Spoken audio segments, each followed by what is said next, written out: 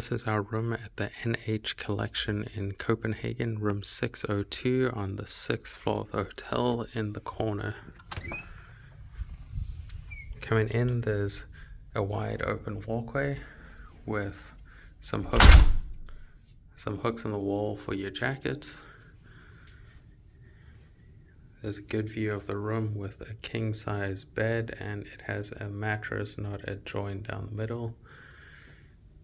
There's big windows that overlook the city, so you get a view of the canal and the city.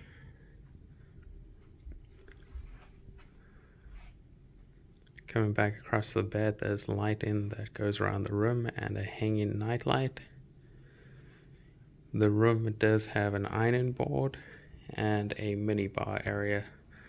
The minibar is stocked with a kettle and a coffee maker, as well as an assortment of coffees, and a fridge with your typical minibar items. Going back across, there is a closet area, a fair amount of hanging space, and a safe that is also included.